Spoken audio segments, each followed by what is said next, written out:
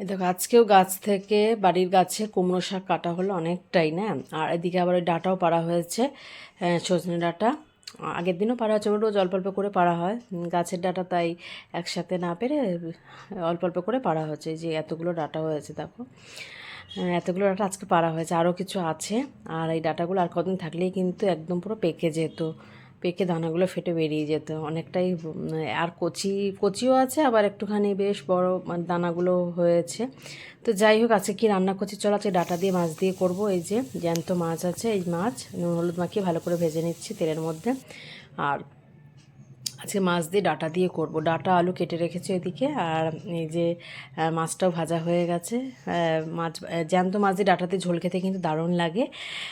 আর মশলাটা আমি দিচ্ছি কি, সে মশলাটা বলছি, একটা পাঁচফোড়ন দিয়ে দিলাম, আর একটা আলু দিয়ে দিলাম, আর একটু বেগুন দিয়েছি। আর এই নুন হলুদ দিয়ে একটু হালকা মতো ভেজে নিচ্ছি। একটু টমেটো পেস্ট দেব, আদা কাঁচা লঙ্কা বাটা। এইটা মশলাটা খুব ভালো করে কষিয়ে নেব। নেওয়ার পর একটু হলুদ গুঁড়ো জিরে গুঁড়ো তো দিয়েছি, আর একটু ডাঁটাগুলো দিয়ে একটু ভালো করে নাড়াচাড়া করে এবার জল দিয়ে দেবো। আর এরকম একটু টমেটো দিয়ে দিলাম, টমেটো কুচি দিয়ে দিচ্ছি, কড়াইশুঁটি ছিল সেটাও দিয়ে দিয়েছি। জল দিয়ে ভালো করে ফুটলে ভাজা মাছগুলো দিয়ে দেবো। আর নামাবার আগে একটু ধনে জিরে শুকনো লঙ্কা ভাজা গুঁড়ো সেটা ছড়িয়ে দিচ্ছি, বেশ গন্ধটা ভালো লাগে মাছের ঝোলে। এরকম মশলা দিলে পারে নামাবার আগে একটু ধনেপাতা দিয়ে দিচ্ছি। আমার তৈরি হয়ে গেল এই যে ডাঁটা দিয়ে মাছ দিয়ে আলু দিয়ে ঝোল, দারুণ টেস্টি হয় এটা।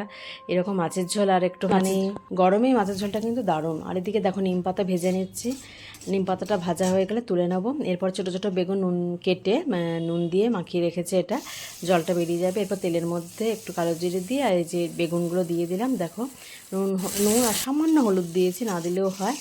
আর এই যে নিম বেগুন হয়ে গেল। নিম বেগুনটা তো সবারই প্রিয়। আর এদিকে দেখো তেলেপিয়া মাছটা দিয়ে আজকে করেছি তোমার হচ্ছে একটু সর্ষে বাটা দিয়ে ঝাল করব। মশলাটার মধ্যে সর্ষে জিরে আর হচ্ছে তোমার টমেটো কাঁচা লঙ্কা দিয়ে ভালো করে মিক্সিতে পেস্ট করে নিয়েছি।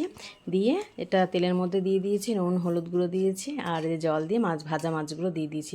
তেলিপিয়া মাছের এই ঝালটা খেতে কিন্তু দারুণ লাগে, একবার এভাবে করে দেখতে পারো। তো আজকে লাঞ্চ থালি রেডি। এই যে ভাত আছে, গরম ভাত আছে, আর নিম বেগুন আছে, আর মাছের এই যে তেলেপিয়া মাছ আছে, আর ওদিকে ডাঁটা দিয়ে আলু দিয়ে মাছ দিয়ে আছে। তো আজকে লাঞ্চ থালি তোমাদের কেমন লাগলো অবশ্যই কিন্তু জানাবে। আমার তো দারুণ লেগেছে, আর নিম বেগুন হলে আমার ভাত খাওয়া